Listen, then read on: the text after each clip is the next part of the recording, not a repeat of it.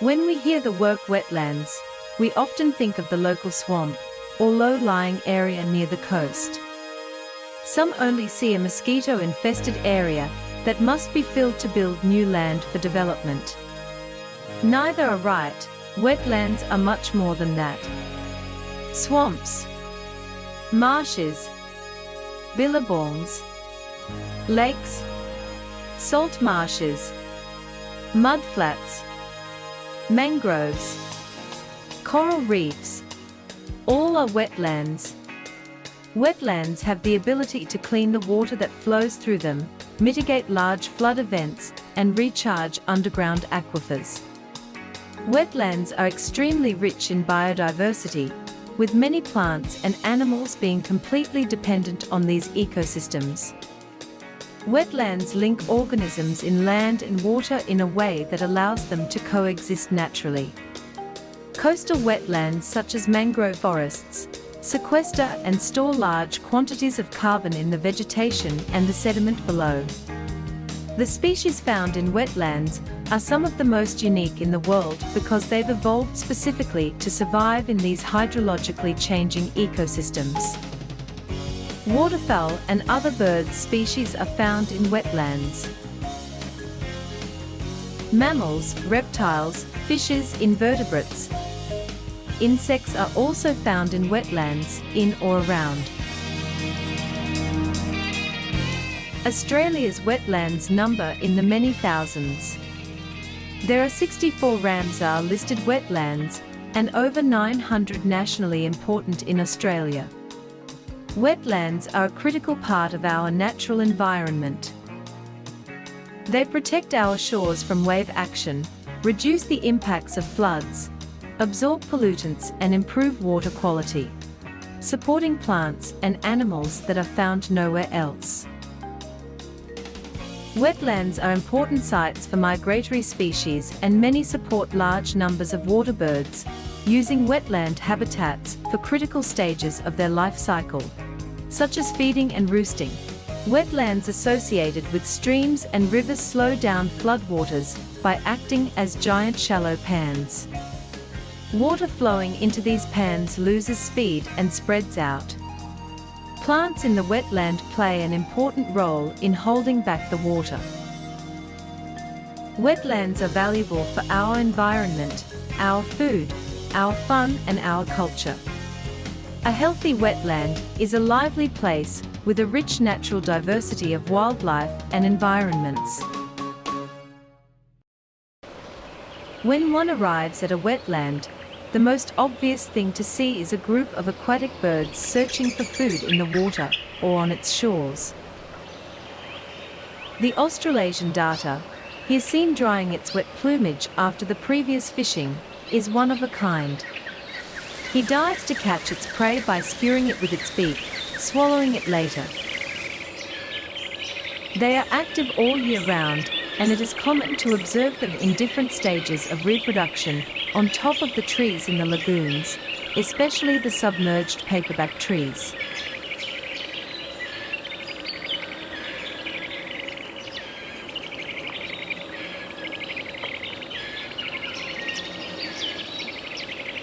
Here the three grown chicks are desperate for food, and she must be very careful to avoid being stabbed by the sharp-pointed beaks of them.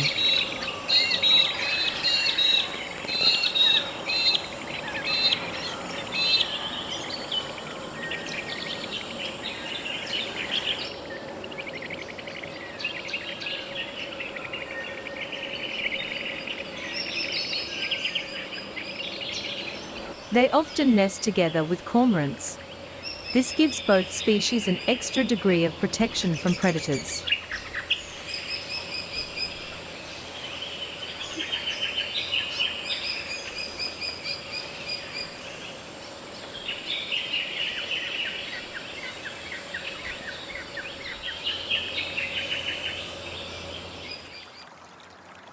Other conspicuous inhabitants are the hens. They are omnivores, eating a wide variety of both plants and small animals, including seeds, insects, frogs and aquatic vegetation. Purple swamp hens use their long toes to grasp food while eating. It is notable for being an egg stealer, feeding on eggs of ducks when she can. Dusky moorhens will also eat carrion, dead animals, and the droppings of other birds. They do not dive when feeding, their tail is always visible above the water when upended. Eurasian coots feed almost entirely on vegetable matter, supplemented with only a few insects, worms and fish. Food is mainly obtained during underwater dives, lasting up to 15 seconds and ranging down to 7 meters in depth. The black-tailed native hen eats seeds, plant material and insects on open ground near wetlands or at the edge of the water. As the previous species, the hens nest profusely most of the year.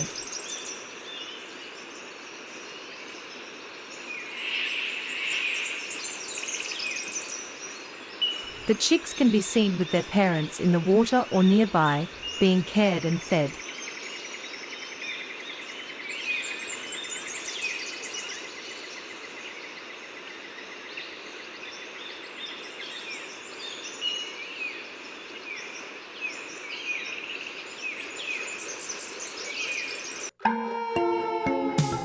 There is not the slightest doubt, however, that the most conspicuous dwellers of the wetlands are the ducks, both in variety and in sheer numbers.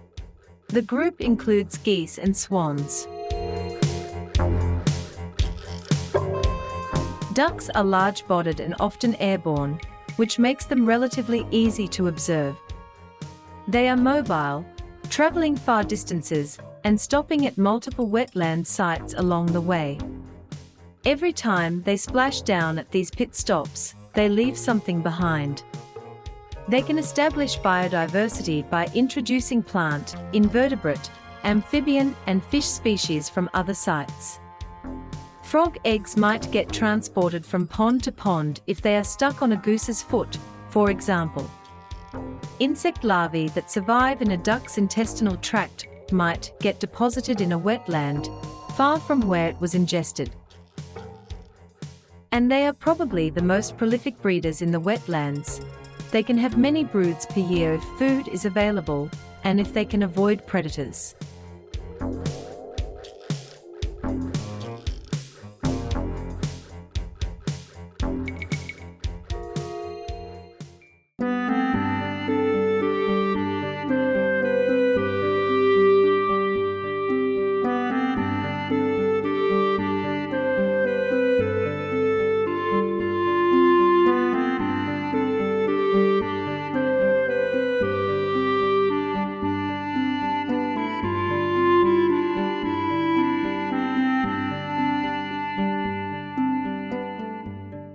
Elegants in wetlands, long-legged birds are artists in a play, like graceful models in a fashion show performing the dance of life. They move gracefully in search of food and along the way contribute to the dispersal of plants and animals, helping to maintain biodiversity.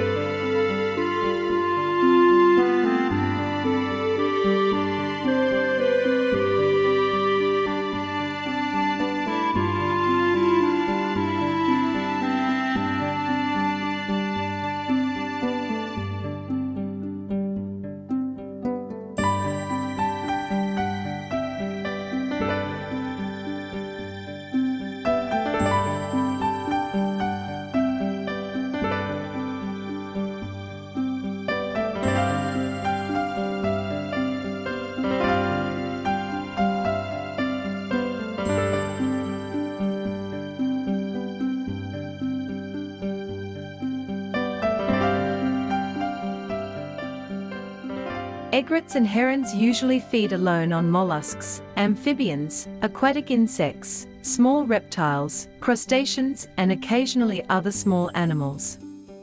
They have different styles, depending on the species or the habitat where they feed.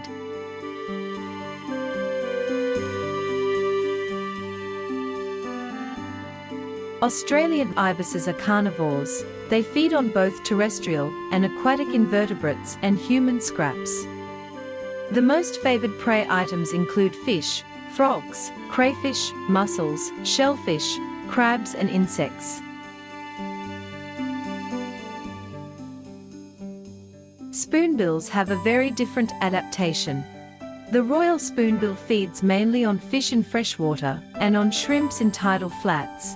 It will also eat other crustaceans and aquatic insects. The structure of its bill limits it to feeding in water that is less than 40 centimeters deep over sand, mud or clay, where it can sweep the water with its bill.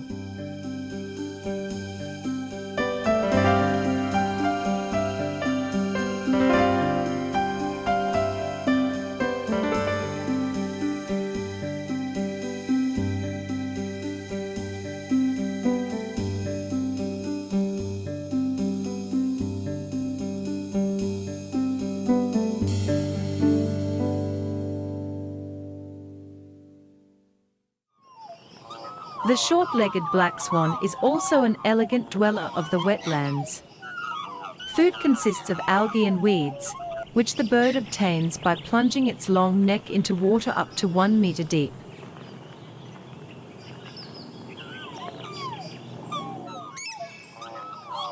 Occasionally birds will graze on land, but they are clumsy walkers. Eels passing by, he retreats.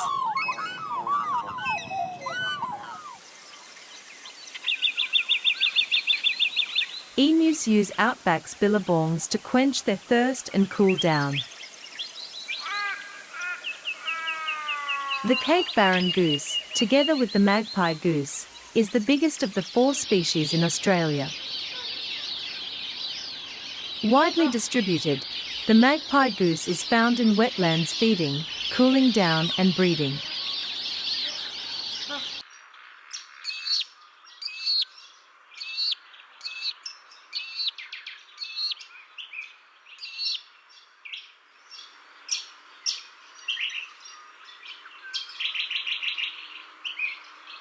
The cone-crested jacana feeds on aquatic insects, which it seizes from floating vegetation or the surface of the water.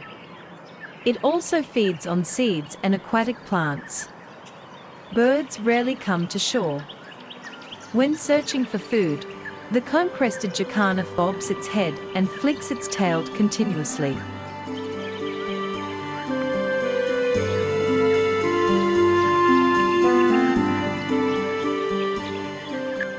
Australasian grebes are common small birds seen in wetlands, catching small fish and water insects during deep underwater dives. Compared to other waterfowl, the pelican looks like a giant from fairy tales, making other birds look like dwarfs, including the big black swan.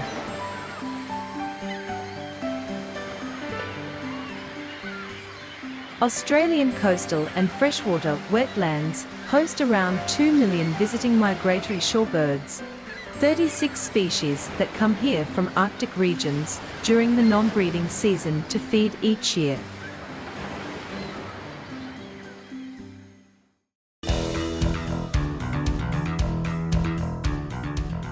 Bushes and riparian forests around wetlands provide ideal habitats for invertebrates, other than those found in or on water. Invertebrates play significant roles in ecosystems around the world, such as soil aerators, pollinators, processors of organic matter, and prey for many species. They represent a large proportion of the animal diversity within riparian areas, perform various ecological functions, and serve as bioenergetic links between aquatic and riparian food webs.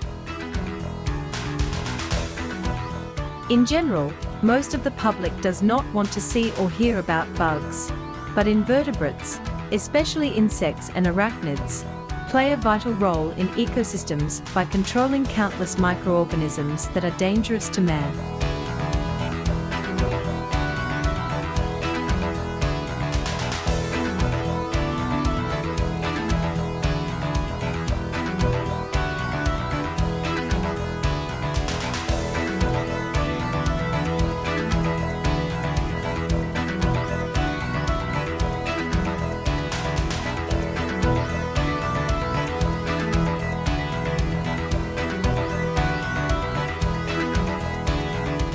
As decomposers, pathogens, and mutualistic symbionts with plants and animals, fungi play a major role in ecosystem processes including nutrient cycling, bioconversions, and energy flows.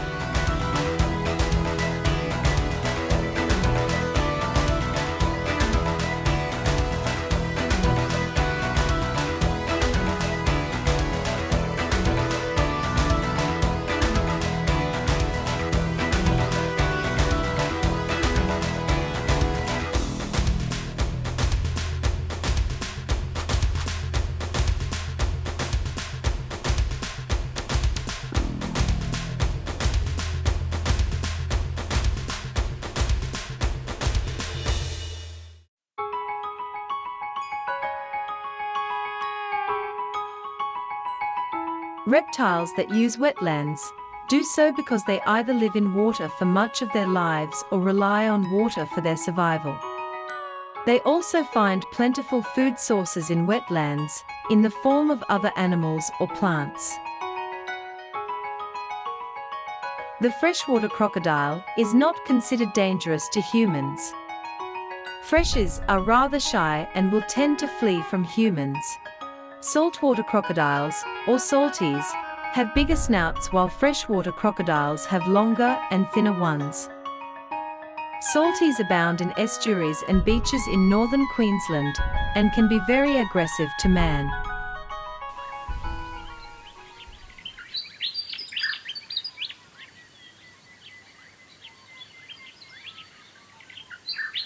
Non-aquatic mammals have learned to use wetlands as a resource. Some to feed on aquatic plants, like this eastern grey kangaroo mob in the outback.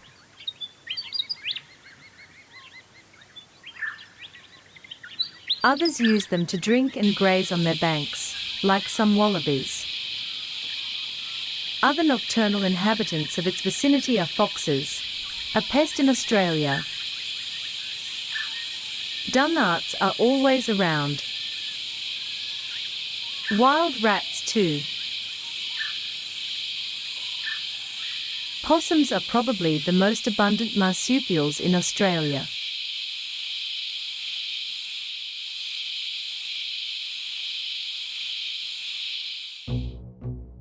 The true freshwater amphibian mammal is undoubtedly the platypus. Platypus lives in burrows in the banks of rivers, streams, creeks and ponds, ideally ones that are shaded by native vegetation.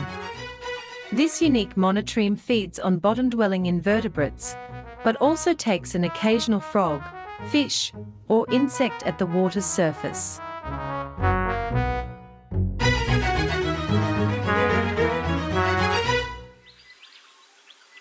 Wetlands are the places where most birds go to quench their thirst.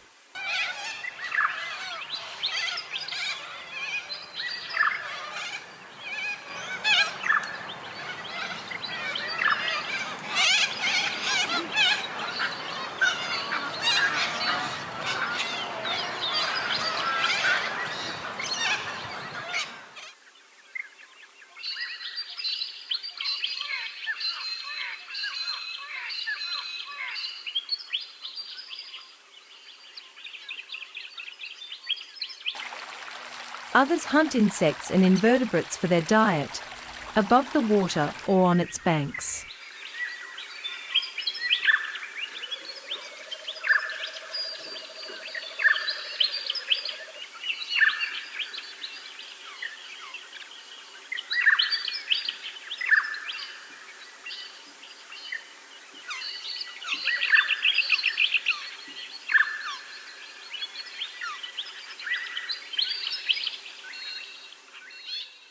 Being so rich in biodiversity, the wetlands are the ideal places for non-aquatic birds to nest. They get their food and protection from predators. Here a nest of Australasian figbird in the middle of a lagoon, exchanging positions while incubating.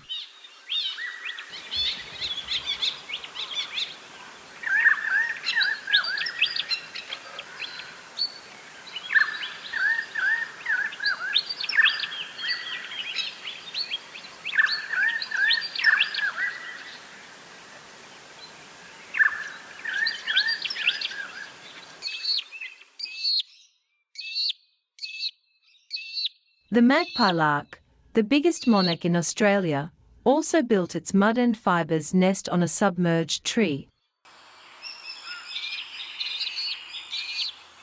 There it feels free and safe raising the brood, as seen in the images.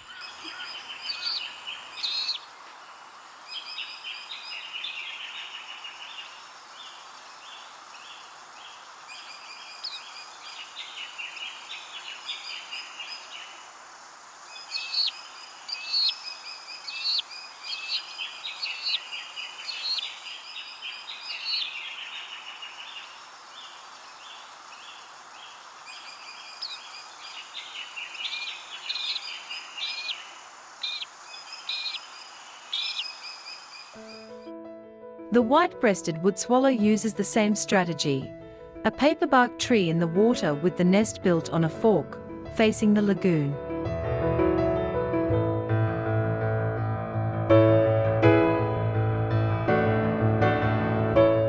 They use helpers to make the task easier. With 3 hungry mouths to feed, the job is exhausting.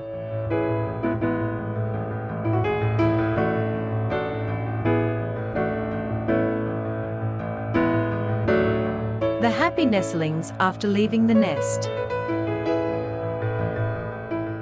Noisy miners, even being near the water, use another strategy, the mob.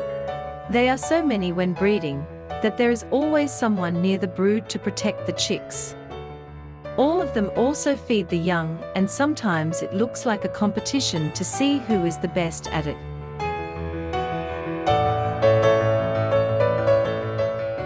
Noisy miners are omnivores, and their aggressive and territorial behavior has made them so successful that have displaced other native birds from the territories.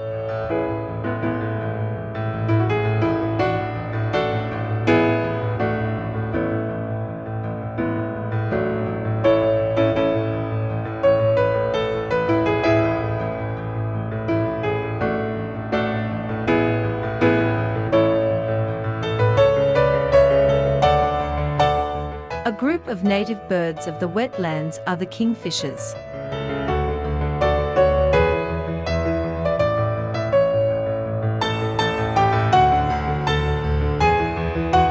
When tree holes do not abound, they choose aerial termites' nests mounds, which are the air conditioning systems they have designed to cool down the colony.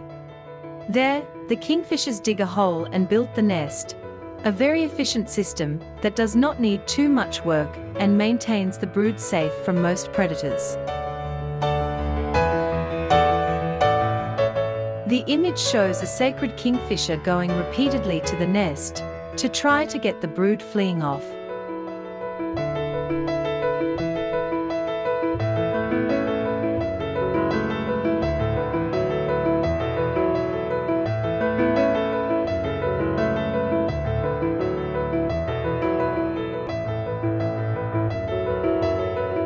The wetlands are the heart of the environment. Without them, life would be in peril.